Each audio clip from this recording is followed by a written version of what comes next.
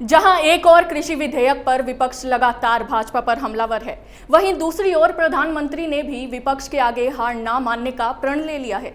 दरअसल कृषि विधेयक पारित होने के बाद से ही विपक्ष किसानों के बीच भ्रम फैला रहा है, जबकि भारतीय जनता पार्टी इसे किसानों के लिए लाभकारी बता रही है।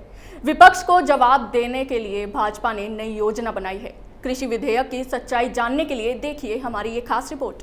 केंद्र सरकार द्वारा लाए गए नए कृषि बिल का जबरदस्त विरोध हो रहा है। पूरे देश में किसान बिल के विरोध में प्रदर्शन कर रहे हैं।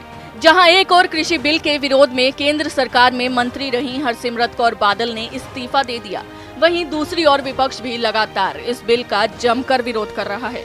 इतना ही नहीं, राहुल गांधी ने तो बिल को काला कानून बताते हुए कोर्ट तक जाने की बात कह दी। बिल को लेकर किसानों और विपक्ष का आरोप है कि इससे मंडी व्यवस्था समाप्त हो जाएगी और किसानों को फसलों की एमएसपी यानी न्यूनतम समर्थन मूल्य नहीं मिल पाएगा। साथ ही किसान संगठनों का आरोप है कि यह बिल किसानों के हित में नहीं है। इस बिल को किसानों के खातों और मंडियों में बड़ी कॉरपोरेट कंपनियों का कब्जा हो जाएगा, जबकि सरकार का दावा है कि कृषि क्षेत्र में लाए जा रहे बदलावों से किसानों की आमदनी बढ़ेगी, जिसके कारण उन्हें नए अवसर मिलेंगे और बिचौलिए भी खत्म होंगे, जिससे सबसे ज्यादा फायदा छोटे किसानों को होगा। किसान मंडी से बाहर जाकर भी अपना सामान बेच पाएंगे। हालांकि प्रधानमंत्री और कृषि मंत्री बार बार इस बात का दावा कर रहे हैं कि एमएसपी और मंडी व्यवस्था पहले की तरह ही रहेगी, पर इसे लेकर किसान संगठन यह चाहते हैं कि सरकार एमएसपी को लेकर कानून बना दे, जिससे किसान मंडी या उसके बाहर सरकार द्वारा तय एमएसपी पर अपना उत्पाद बेच पाए। लोकसभा में इसे लेकर कृषि मंत्री नरेंद्र सिंह तोमर ने भी कहा था कि एमएसपी भी रहेगा और कृषि मंडियां भी रहेंगी।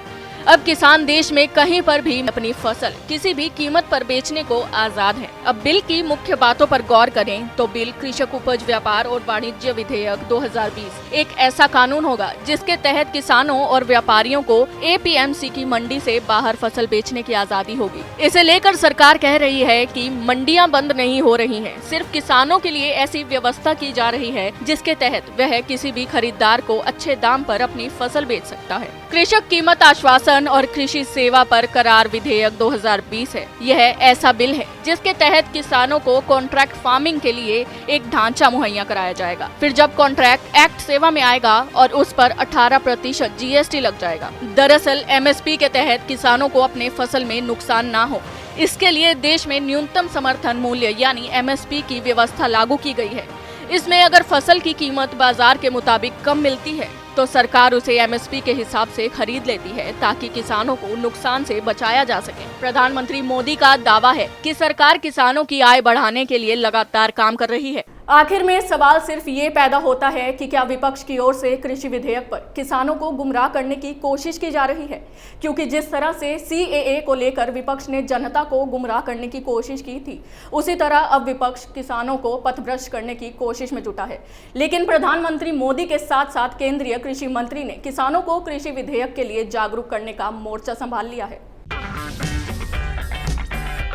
अगर आपको हमारा वीडियो पसंद आया हो तो इसे लाइक करें, हमारे चैनल को सब्सक्राइब करें और हाँ, बेल आइकन दबाना ना भूलें, ताकि आप तक हमारे वीडियो की नोटिफिकेशन पहुंचती रहे। आप अपना सुझाव हमें कमेंट बॉक्स में दे सकते हैं। हमारे साथ जुड़ने के लिए शुक्रिया।